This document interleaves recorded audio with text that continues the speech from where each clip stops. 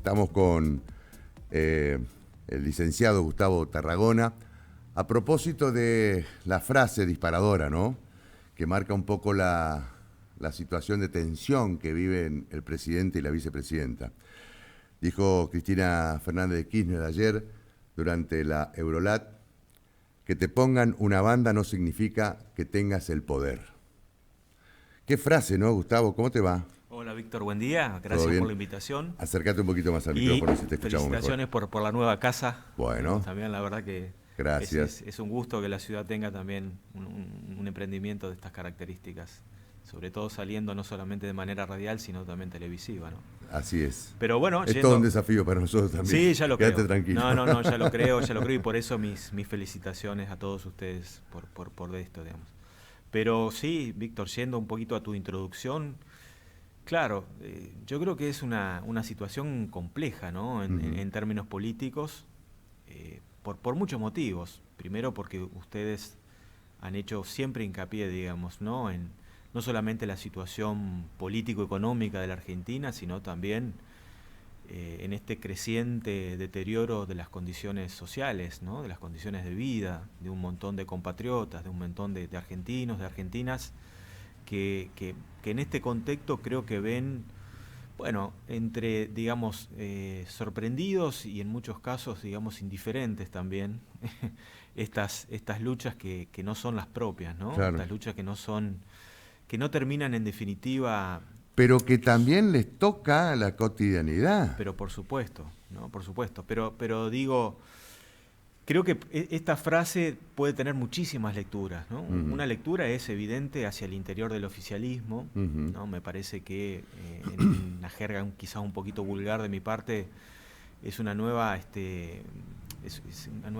intento de Cristina de marcarle muy fuertemente la cancha política, ¿no?, al presidente Fernández, ¿no? Me parece que en ese sentido, y es una frase que también es muy realista.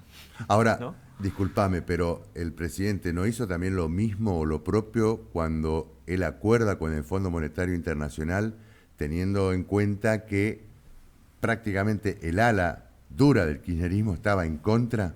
¿No le marcó también la cancha el presidente? Totalmente de acuerdo. Por eso digo que no es solamente un problema del oficialismo, ¿no? Es un problema de la sociedad argentina en su conjunto, porque son en estos tiempos que le ha tocado gobernar al frente de todos, pero claro, cuando se gobierna una ciudad, cuando se gobierna una provincia, cuando se gobierna un país, no se gobierna solamente para quienes lo han votado. Claro. ¿No? Hay una base, digamos, de ciudadanos y de ciudadanas muchísimo más amplio. Y un poco yendo a lo que vos decías, Víctor, recién, ¿no? Digo, me parece que como ciudadanos ver de alguna manera estas luchas al interior del oficialismo, que son naturales a la política, ¿no? Sí, creo claro. que no lo podemos obviar, digamos, sí. a esto, pero creo que también como ciudadanos, como ciudadanas de este país, aspiramos no a que estas luchas se acaben, pero que de alguna manera ocupen un lugar menos trascendente, claro, en nuestra vida cotidiana. Sí, ¿no? y que el que está gobernando gobierne. Y que el que está gobernando gobierne, claro, efectivamente, porque para eso elegimos a nuestros gobernantes. Porque mientras vemos esta situación, este clima de tensión fuerte en el oficialismo, tenemos una inflación del 6,7%, tenemos niveles de pobreza que llegan al más del 40%. 50%. 50%, claro. Según algunas mediciones, claro. 50%. Es que con esta inflación, ¿a cuánto va a llegar la pobreza? Ustedes en la UCA hacen mediciones. ¿Cuánto crees que va a llegar el número? Bueno, no tengo, Víctor, las proyecciones, digamos, de este año, porque evidentemente son mediciones complejas, digamos, ¿no? Pero todo apunta a sostener que, en el mejor de los casos, si reiteramos la inflación del año pasado, que ya de por sí es alta en el contexto mundial, ¿no? Claro. No digo que deberíamos darnos por satisfechos ni contentos, pero probablemente todo apunte a que la inflación de este año, Víctor, lamentablemente sea aún guarismos superiores a los del año pasado. Sí, ¿no? muy superiores. Claro. Ya está hablando de un 60%. Sí. ¿no? En un contexto, como vos decías bien, Víctor, en donde la Argentina ha firmado, para bien, para mal, eso lo podemos discutir después, este nuevo acuerdo, ¿no es cierto?, con el Fondo Monetario, que supone, digamos, entre otras cosas, ir gradualmente eliminando planes sociales, gradualmente eliminando subsidios, ¿no es cierto?, a la energía, eliminando subsidios al transporte. O sea, más ajuste. Más ajuste, más ajuste. Claro que, como lo sabemos ya desde hace mucho tiempo, esos ajustes no impactan de la misma manera, digamos, en toda la población, ¿no? Y evidentemente sabemos ya que estos ajustes van a impactar, digamos, con mucha más dureza y más fuerza a los sectores, digamos, más desprotegidos de la sociedad argentina, ¿no? No por casualidad tampoco, digamos, en las últimas 2 o 3 semanas, de alguna manera, digamos, el humor social, me parece, se ha visto todavía más irritado, ¿no? Claro. Que quizás en nuestra ciudad, en Paraná y en Entre Ríos, quizás lo veamos un poquito menos, pero preguntémosle, menos ¿no? mal que lo vemos. Menos mal, sí. ¿no? Menos mal. Claro. Pero hagamos una pequeñísima encuesta, digamos, en Ciudad Autónoma de Buenos Aires o en Gran Buenos Aires. Yo creo que ahí las cosas impactan de una manera quizás bastante más compleja. Mirá, ¿no? si tuviéramos la reacción que tuvieron los peruanos cuando el presidente les aumentó el combustible. Exactamente. ¿No? Exactamente. Que entonces, prácticamente es un presidente absolutamente debilitado, ¿no? Que lo ha dejado más débil de lo que venía. Era un presidente que asumió hace recién un año. Totalmente, ¿no? totalmente. O sea, mirá esa sociedad, si la trasladamos a la nuestra, que está bastante pacífica, ¿no? Sí, conviviendo, digamos, con una situación difícil, pero pacífica al fin. Totalmente. ¿No? Menos mal. Ahora, yo pensaba, Víctor, también, ¿no? Lo difícil que es para el presidente, digamos, en este sentido, que hace, ¿cuánto? 2 o 3 semanas se había anunciado que un viernes comenzaba, ¿no? La lucha contra la inflación. La guerra contra la inflación. Sí. Exactamente. Qué difícil, digamos, es diseñar un plan económico en este contexto, ¿no? Que contenga o que intente, en todo caso, contener, por un lado, la inflación. Nadie puede creerse que solamente con los precios cuidados, digamos, ¿no? la inflación se va a contener. En este contexto de una mella, digamos, en su autoridad política, ¿no? A ver, quiero decir, yo soy un poquito de los que piensan que en realidad es la política la que debe conducir estos procesos. Claro. ¿No? Pero si vos no tenés sustentación política, no tenés, digamos, poder político, tu poder político ha venido disminuyendo gradualmente en los últimos 2 años o 2 años y medio, me parece que no es un problema solamente del oficialismo, ¿no? Y lo vuelvo a reiterar, es un problema de la sociedad en su conjunto, ¿no? Yo quiero que, más allá de que lo haya votado o no lo haya votado, digamos, el actual presidente, que le vaya bien. Quiero que le vaya bien. Claro. Quiero que le vaya bien, quiero que termine su mandato, quiero que de alguna manera encauce, digamos, esta situación, que es una situación, no queremos ser alarmistas, ¿no? Pero es una situación explosiva. Explosiva, ¿no? Socialmente hablando. ¿Qué panorama, ¿no?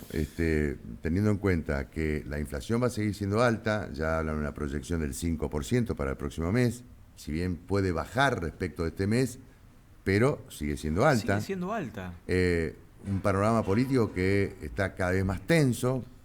Exactamente. ¿Qué panorama nos espera entonces? Bueno, yo creo que ¿qué panorama tenemos ante esto? Creo que son 2 años, Víctor, los que nos queda, digamos. Claro, faltándole todavía un año y 9 meses. Un año y 9 meses. Y considerando, Víctor, y conociendo un poquito como vos la conocés, ¿no? A la realidad política argentina y a la dinámica política argentina, que en definitiva, digamos, al presidente le queda este año. Porque el año que viene es el año electoral. Exacto. ¿No? Y además con jurisdicciones que van a adelantar las elecciones. Exactamente. Que lo pueden fortalecer en el caso de que existan oficialismos que vayan ganando en las distintas jurisdicciones, o como también lo pueden debilitar más. Totalmente, ¿no? Pero digo... Uno recuerda, por ejemplo, lo que sucedió con Alfonsín en 1989, cuando diseñó el Plan Primavera y adelantó las elecciones para llegar con mejores posibilidades el candidato que él de alguna manera había elegido, que era Eduardo Angelós, ¿te acordás? Exactamente. Entonces, ¿cómo terminó esa historia? Claro. No terminó nada bien. Claro, por eso. No terminó nada bien. Por eso. Entonces digo, bueno, obviamente que cada coyuntura histórica tiene sus matices y tiene sus particularidades, pero como vos decías muy bien, y yo acuerdo totalmente, en esta coyuntura de creciente deterioro social, hay que agregarle la complejidad del año próximo, ¿no? En donde en muchos sectores políticos en realidad ese año próximo ya se ha alargado, ¿no? En definitiva, tenemos candidatos, tenemos agrupaciones que han empezado a recorrer las ciudades, la provincia. Una atomización de candidatos, por ejemplo, en la oposición acá en la ciudad de Paraná, ¿no? Totalmente. En los últimos días hemos visto cómo han surgido precandidaturas, Jorge Izaguirre, estamos hablando de Cambiemos, ¿no? De Juntos por el Cambio o candidatos de los partidos que conforman Juntos por el Cambio, a Yerena Costa en el PRO. Totalmente, Emanuel Gainza. Emanuel Gainza, que ya está lanzado, Roberto Savioni, Jorge Izaguirre, Gustavo Curvale. Exactamente. Digamos, ahí ya tenés, así, abuelo de pájaro, 5. ¿no? Por supuesto, ¿no? Y estamos todavía aguardando los pasos que vaya a dar el peronismo o el justicialismo acá en la provincia con la reforma de la Carta Orgánica que se viene en los próximos días. Claro. Se habla de la realización de un congreso en el PJ para modificar la Carta Orgánica y permitir la participación de las minorías. Claro, ¿no? Exactamente. Y después, cómo será el pegado de las boletas, también se habla de una reforma a la ley Castrillón, en fin. Sí, o sea, para entretenernos vamos a tener, ¿no? Hay cuestiones para entretenernos y mientras tanto tenemos la situación explosiva en lo económico, en lo social. Totalmente. ¿Qué cuadro, por Dios? Pero como siempre decimos, Víctor, ¿no? Cuando vos tenés la enorme generosidad de convocarme o de llamar para discutir o para hablar un poquito de estas cuestiones, nuevamente es una nueva oportunidad, ¿no? Para la sociedad argentina en su conjunto y para la dirigencia política en sentido amplio del término en particular. Uh-huh. Yo soy nuevamente partidario de que es una nueva oportunidad de acordar 4 o 5, digamos, políticas que ojalá se transformen posteriormente en políticas de Estado. Uh-huh. Fíjate vos, Víctor, a modo de ejemplo, ¿no? Hace 2 o 3 semanas atrás, desde el Ejecutivo Nacional, básicamente del Ministerio de Educación, se había planteado esta posibilidad de incorporar 1 hora más de clases, ¿no? Sí. En principio al nivel primario, digamos. Y uno lo que ve de alguna manera, Víctor, es que a los países, no voy a decir que les va bien, pero que han encontrado un cierto sendero, un cierto rumbo, etcétera.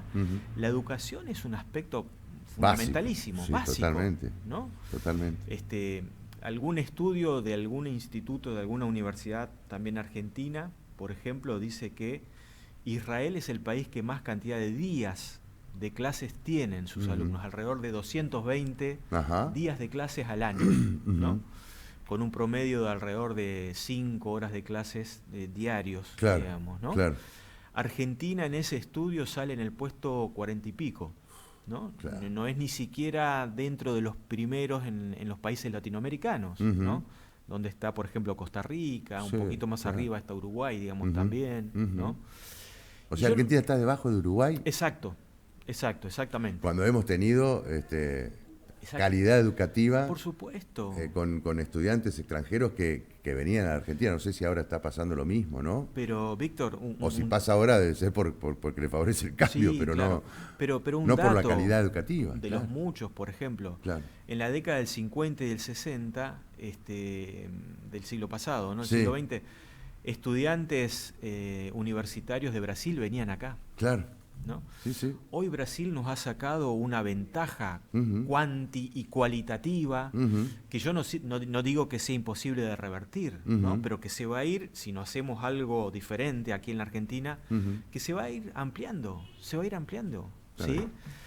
Y para ponerte otros ejemplos, digamos, también, a ver, países que han atravesado situaciones complejísimas como guerras, ¿no? Corea. Vos ves que hay estudiantes coreanos, estoy hablando obviamente a nivel universitario, estudios de doctorado, etcétera, que no se quedan solamente, digamos, en su país. Todas las universidades europeas, muchas universidades norteamericanas, etcétera, están llenas de estudiantes coreanos que hacen sus estudios y la gran mayoría vuelve a su país para aportar en todo caso lo que han hecho. Yo me pregunto, si ellos han podido hacerlo, ¿por qué nosotros? ¿No? ¿Qué tenemos de diferente que no podemos hacerlo?